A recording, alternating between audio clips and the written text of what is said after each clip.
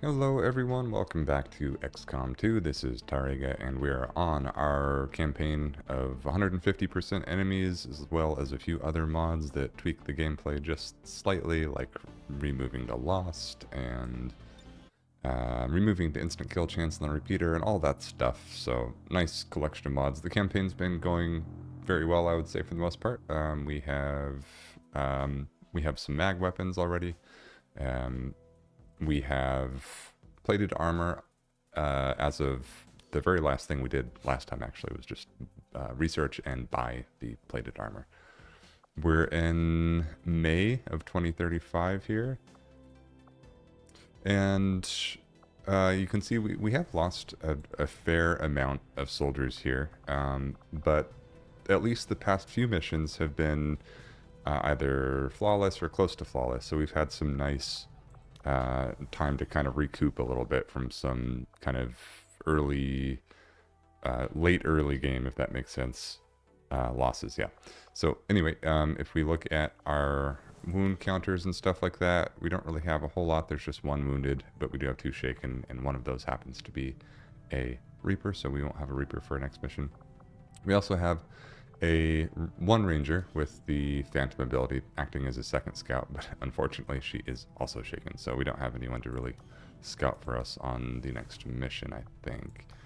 Although I don't know if we scanned up to one yet, so we could have our Reaper.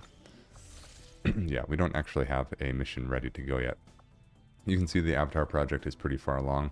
We are doing sabotage, which will reduce the progress on this, but I would like to jump into the black site pretty soon, probably right when we get our Reaper, honestly, or maybe just until we have an A-team ready to go. So as far as scans go, we have an intel scan that we've been working on a little bit, so let's go back to that. We should need 80 intel to make contact. First mission of the day is up, although I'm wondering, should we take this, or should we jump into, I don't know, neutralize the old commander, or should we jump into the black site mission right now? I think there's, since our Reaper actually just recovered there, it seems like going on the black site mission is probably not a bad idea. Of course, we would have to do one of these directly after.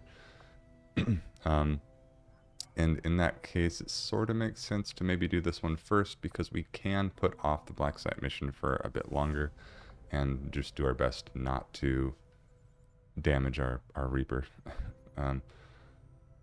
Our two choices here are protect the device at difficult level or neutralize field commander at a moderate level. I really would prefer not to take any difficult level missions right now if we don't have to. And the event that we would counter here really doesn't matter. So recruits, we're not really worrying about recruiting anyone at this point, and they would only go from 40 to 80 supply. So it's not like, you know, we're only ever going to be recruiting like one person at a time. Plus, this one, even though it's a neutralized field commander mission, which are pretty tough typically, I see. And this one is countering. I thought that was the sit rep for a second. But yeah, I was going to say, if we didn't start this one concealed, it would be even more difficult. But we also get intel. We counter a very tough dark event. So this is obviously the one to take. So let's jump down here and take it.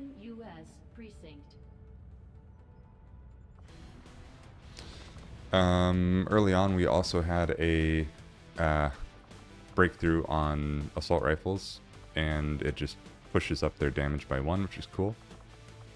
The sniper, I don't think we'll bring a sniper, although they're not the worst on neutralized field commander missions. I just think I prefer the mobility. Let's see here.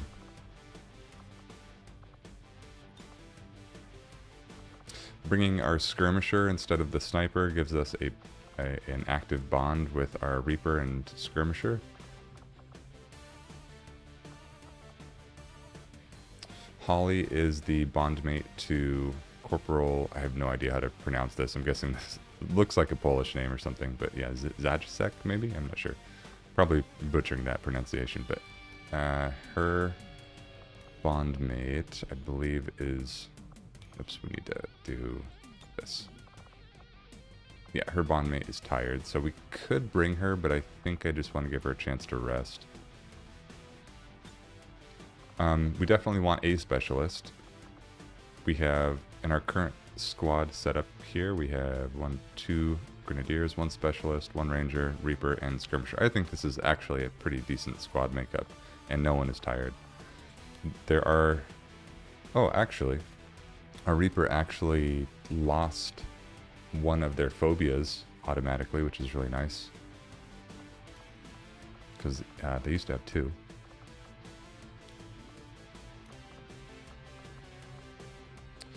Okay, I think this is an advanced stock. No, this is the normal stock, but we have an advanced stock right here. We also have an advanced expanded mag. I think I would rather give that to either a sniper or a possibly even a grenadier, although right now I'm not so concerned about handing it out. I think I'd rather just give them the light machine gun here.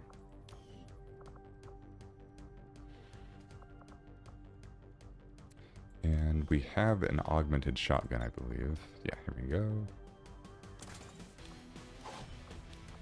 We're going to bring a mimic beacon. I'm going to start handing out the venom rounds to someone here. I don't know exactly who. Seems like a good option would be one of the grenadiers, though.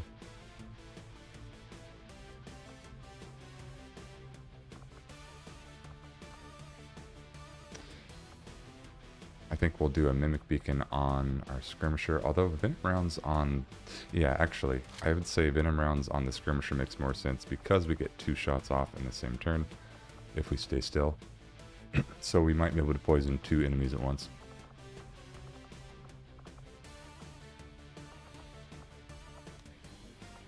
We should have 1 more mimic beacon here. We also have a poison grenade. So who to hand that to? I'm thinking... Obviously one of the grenadiers, right? They're both squaddies. I would say it doesn't really matter which one we give it to. So let's go with the one without the mimic beacon. This. We also have a flashbang. So I guess our specialist can take that. I think that's everything. We have both of our mimic beacons. We have 1 flashbang, 1 poison grenade, 4 frag grenades. If we wanted to, I suppose we could give a flashbang to our ranger instead. I think I might like that a little more, and I'm pretty sure we have 1 extra. Yeah. So that's a lot of kind of defensive options instead of the frags, which I think at this point are actually a better choice. Okay. Looks good to me. Now, how are we going to approach this? I would say, of course, going to scout up with our Reaper. It's going to depend on the map and how many civilians there are and so on and so forth.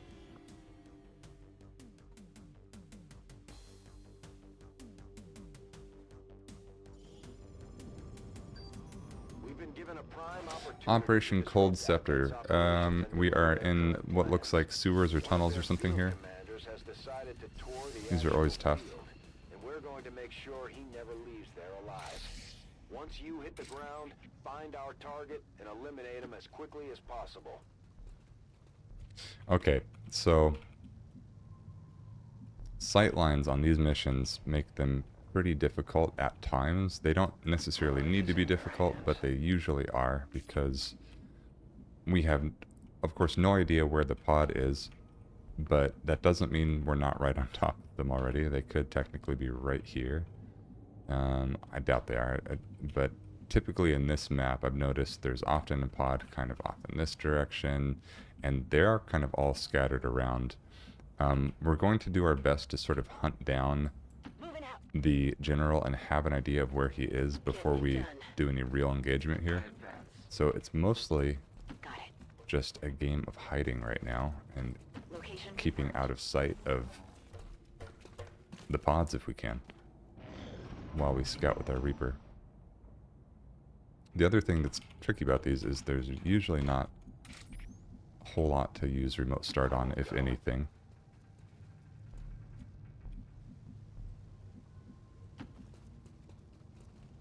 The invaders send a patrol to Oh, hide in the and field. luckily we already found the general. He's right here along the left. So I think we can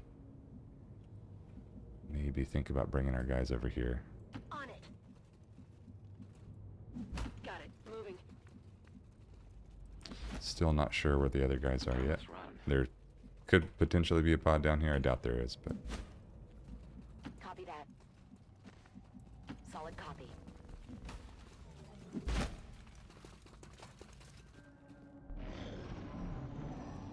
Okay, there's the second pod that we've laid eyes on. Looks like a priest and some troopers here. They're kind of split apart by the wall here, but this one is going to eventually join this group here. I don't think he's bound by... Sight beyond. There's an alien patrol Oh, nearby. okay. I was going to say, I don't think he's bound by movement points, but it looks like he is when he's just walking around there.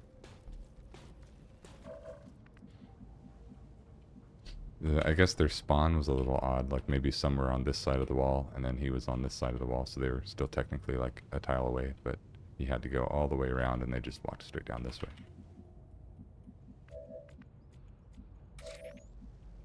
Okay, we can't go down this catwalk, so we will have to loop around this way.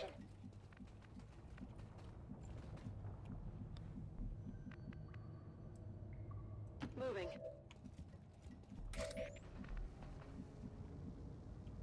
Let's move the Reaper all the way over here. I'll be swift.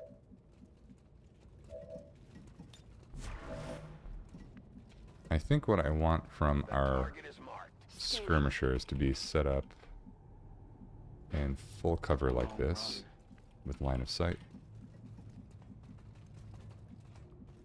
Running. Less important for the Grenadier. In fact, I think it'd be good if our Grenadier was close to the General here. Affirmative. Moving out. Affirmative. Covering now. And let's get ready to go up the ladder here next turn.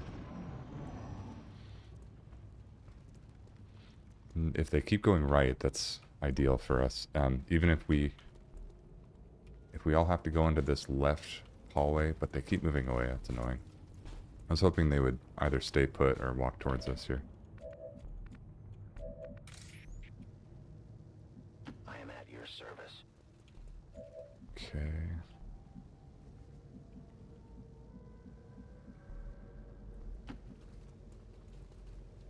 Obviously pretty risky right here, but I think the idea is we want to get close enough to chuck a claymore. So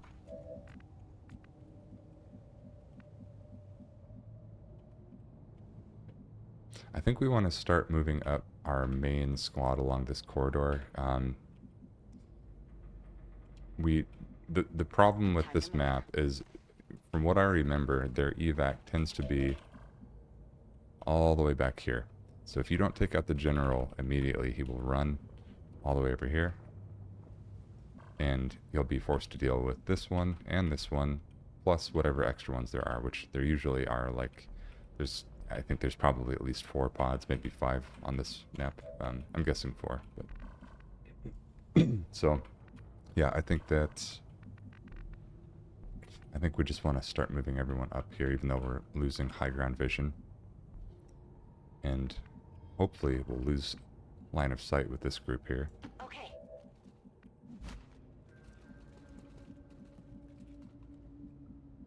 Let's do this.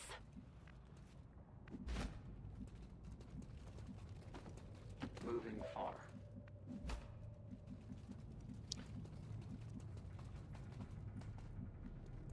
I'm all over it. They could walk back towards us, and that will not be very helpful, obviously, but Heading out. hoping they stay put or go to the right more. Oh, here they come, of course. We kind of saw this coming. You know, dealing with these 2 pods is not the worst thing, but the problem